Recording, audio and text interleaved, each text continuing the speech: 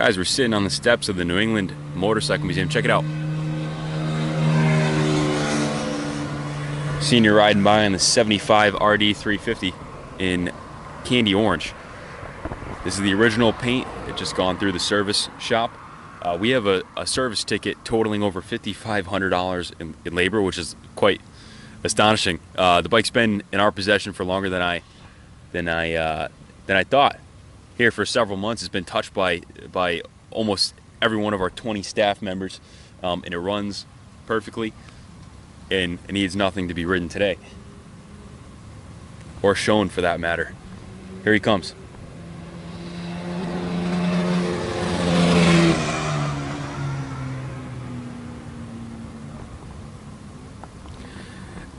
One of our lead mechanics, Billy Blythe, has a picture of him riding one of these on a track, actually racing an RD350 in 1975, this exact same model. I said, Billy, what do you do to that thing to take it racing?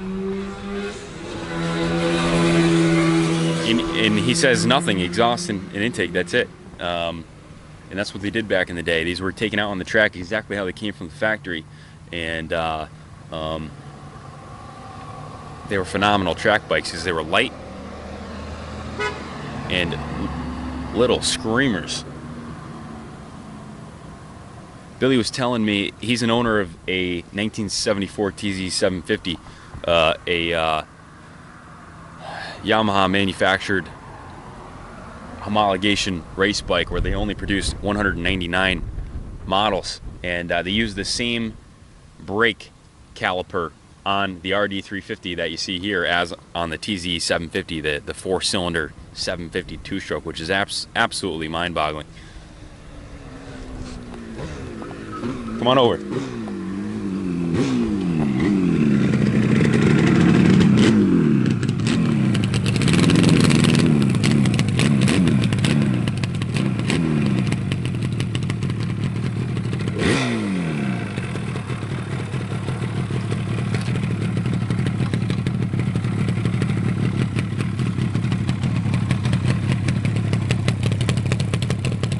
This is the last year of the 350 model.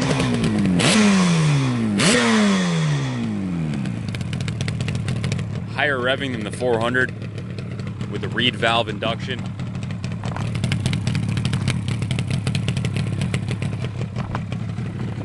What an absolutely amazing motorcycle, and brings back a lot of memories. I think I'm going to start off by telling you guys what our lead detailer, Doc, who worked on this bike, he put about 24 hours into it. He said this is his favorite bike of 2019. Now, we had over 600 motorcycles come through the shop, through the restoration shop, and for a lot of different reasons. It was the last of its kind.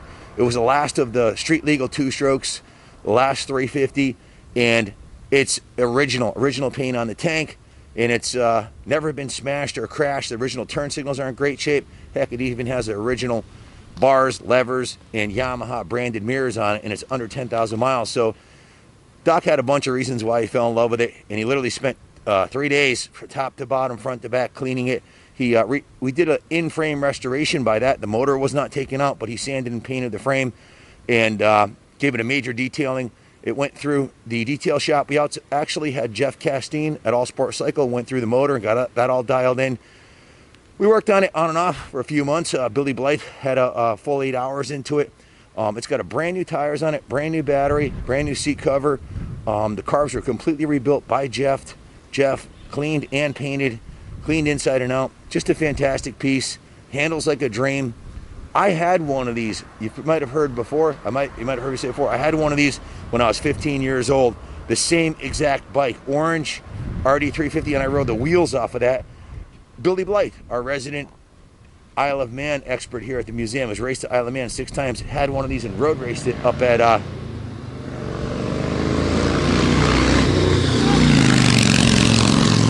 that's awesome. That guy's cool. Long story behind him. Hopefully he'll come back with it. We'll do a video of his bike.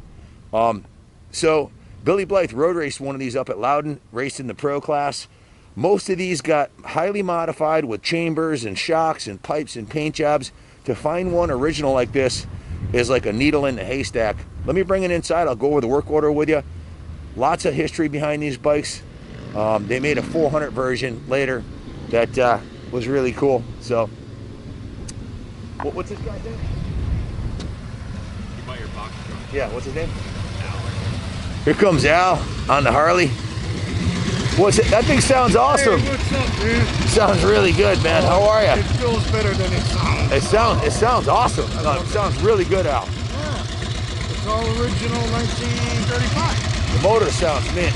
All original 1935 Harley. Where did you? What's the story behind this? Where did you find it? Pulled it out of a river. He pulled this thing out of a river, and the engine was seized, and he completely restored it. What a cool piece. Hard to believe the 35 will run like this and sound like this. I know. This ain't mod, this is all original, everything. And the motor, and the tranny, it's all original. It's all. How did you get it to run that good? Pretty easy to know. A lot of double loops and Yep. knocker loops, pipe wrenches. You see a lot of these collector guys that like to pretend like they're into this shit, but my friend here actually rides this thing all the time. What's up, brother? What's happening, man? This is the real deal right here, man. Al's the real deal. He Hey, resurrected this by this himself. thing's like totally rusted out, and he like rides it like all the time, like straight up. You're completely out of your mind. You're completely out of your mind, my friend. He's like, Leaks gas, leaks oil. Brakes are going. oh my gosh. Wow. How's it handle? Nice. It's lower, lighter, and I can scrape the runner boards. So it has a rusted out Springer front end and a hardtail. How's it handle? Nice. You put the tires on it, Al. It's got some nice tires on there. Oh my god. No, well, the back wheel I had to change because the spokes were all rotted out. Yeah. So I threw that whole wheel on there, and the guy got it. I'll put that tire on there just to move it around in this building. I didn't put that on It is there. beautiful, just the way it is. Yeah. What color was it originally? Do you know? Rust. Rust? Yeah. It took 84 years for that paint job. Yeah. Yeah. I don't know Very what color. cool. Oh, there was. Bring it in. Hey, let's Some not get black. too off topic. All right. Hey, hang tight, my friend. We got to wrap up this video on the RT. You got a long work order to go over. Yeah. So. Bring it in.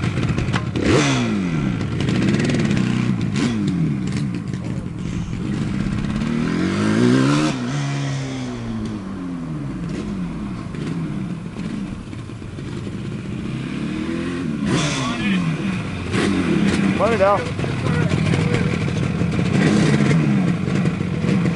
Coming in?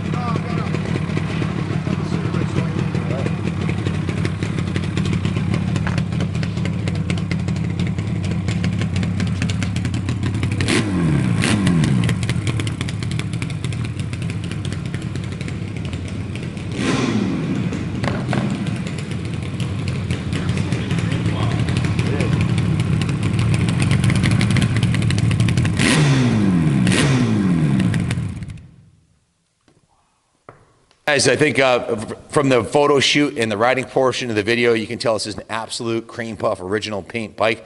I'll go from memory on what I know we've done to it, and then I'll go over the work order.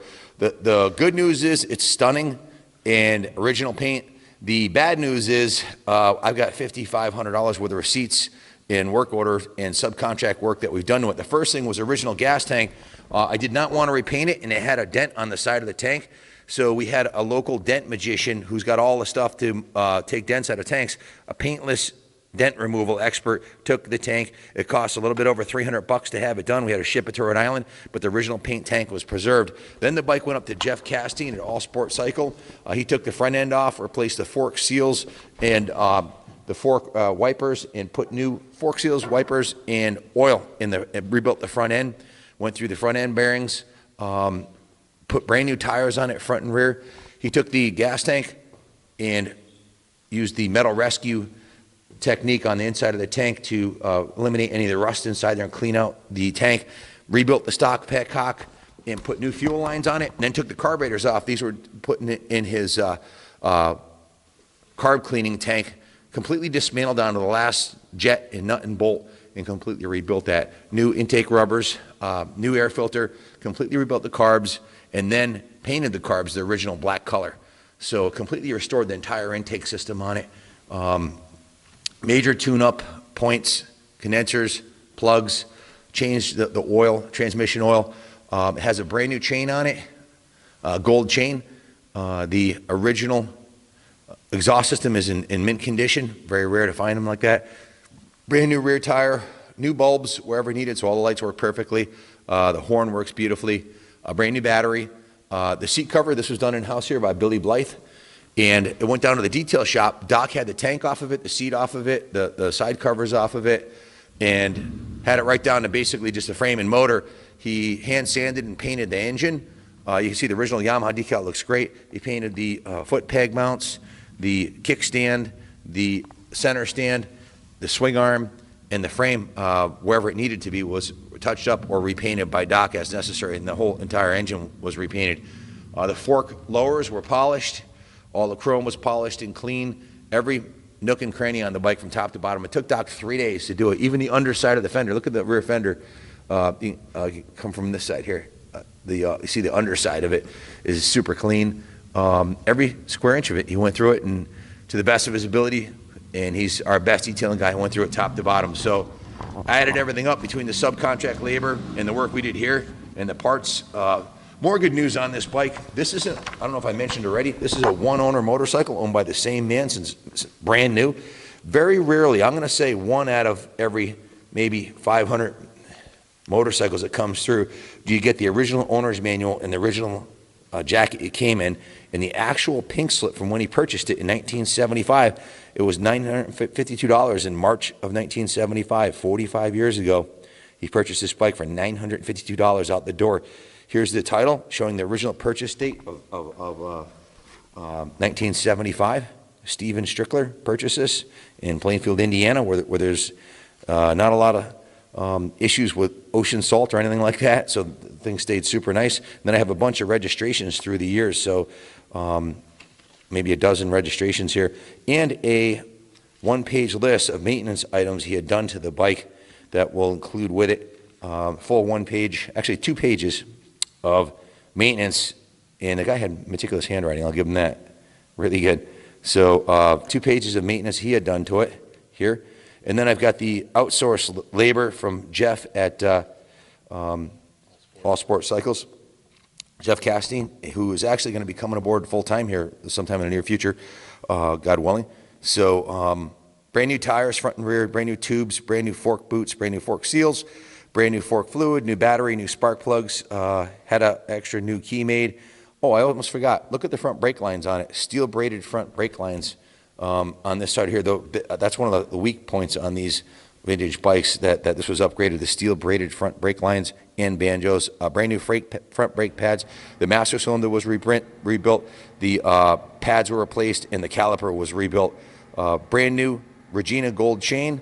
When the car was rebuilt, he bought brand new needles and seats and jets, new fuel lines and clamps, gear oil, front brake caliper seal kit, so the brake caliper was completely rebuilt. It was cleaned, tuned, and painted. The carburetors, installed the needle and seats and the air boot, installed the tires, of course, and the chain, and lubed all the cables, changed the gear oil, installed the new battery, rebuilt the front brake system completely, master cylinder, caliper, and new lines, new brake pads, replaced the fork seals, blah, blah, blah, and also fixed the charging system with a modern regulator rectifier. So there's a $1,600 work order and 2 trips up to the New Hampshire line by me, which if you had to ship this from here up there, it's a 2-hour round trip, so 8 hours of travel by me, dropping it off and picking it up, because we were backed up 6 months and I wanted to get it done. So let's see, what else? The new seat cover was installed here, new foot peg rubbers. These foot peg rubbers are brand new. The turn signals were serviced, new bulbs, all the stalks are nice and straight, and new side covers were put on, side cover decals were put on the side covers. These are new decals. Original decals had faded. So Doc had 24 hours in the detail shop, 8.5 hours in our service department here, and the thing's been totally gone through. And of course we had the little dent in the tank, and any dings that were in that were taken up by the dent magician. So the total bottom line with tax was $5,475 worth of work, with a total of 32.5 hours labor, and the time that Jeff had put in it too. So a lot of labor of love here, a lot of effort was put into every nook and cranny on this bike. So again, Doc's favorite bike of 2019 Doc said the bike speaks for itself. It's absolutely gorgeous, and it's one of the last classic two-stroke street bikes with all original paint, levers, grips. The tack and speedo are beautiful. It just shows beautifully, and I had one of these bikes 40 years ago when I was 15 years old. I'm going to be 55 in April, and when I bought mine used, I don't think it was this nice in 1980. That's how nice this bike is. So shift levers perfectly straight, still has all the stock accoutrements, and it's a stunning bike that's only going up in value for sure. So, Kenny, is there anything like to add about this bike? Finding reputable service outfits is next to impossible in 2020 on anything of this era. You're limited to garage mechanics, and if you're really lucky, you live within driving distance of someone who services vintage motorcycles, and most of those shops are turning people away. So what does that mean? Those outfits are only going to be fewer and further between. There's going to be a time in the very near future, in the next decade, where these are impossible to find, and when you do find them, they're going to need a lot of work. Definitely a rare opportunity. This one's been completely sorted. There's no stone left unturned. Before we sign off for the day here, feel free, give us a call, 860-454-7024. Come check the bike out. I think you'll be really pleased. If you want to leave it on display in the museum, you're more than welcome to. I wanted to read you something out of a prayer meditation book I have here that really kind of touched a chord with me today because of this project that I'm on, because basically this prayer is what has given me the strength to not get stressed out about spending $7 million in 10 years of my life for something that's given very little in return economically.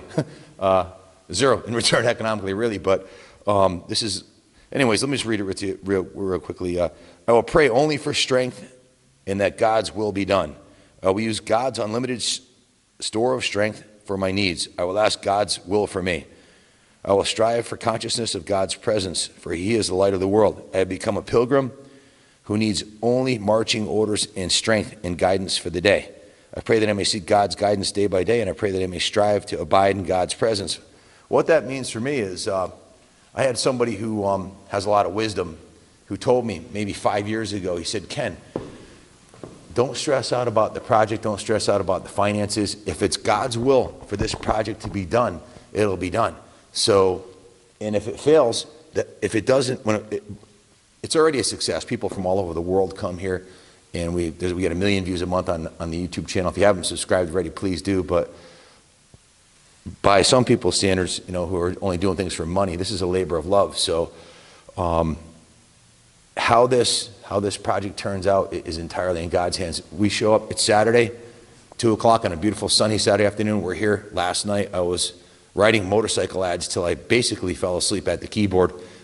And I got up at 6 a.m. this morning and listed 5 bikes, including the CR500 and the 250 and the other bikes I did yesterday. So I work all the time, but I leave the results in God's hands. So if you're stressing out about anything in your life today, just give it away. Give it to God. And whether it's a relationship or business or finances, you just do the best you can. Keep your side of the street clean and just do the next right thing, and everything will work out in the end, I promise you. And I have a blast working here with Junior and Shaylin and Heidi and all these great people that come here to check this place out. I'm living the dream, doing what I love to do. And for that, I have a lot to be grateful for. Thanks for watching. This bike brings back a lot of memories. I had one when I was 15 years old. I can just, it brings me back to that point when I was 15, riding this around, hanging out with my friends and riding dirt bikes.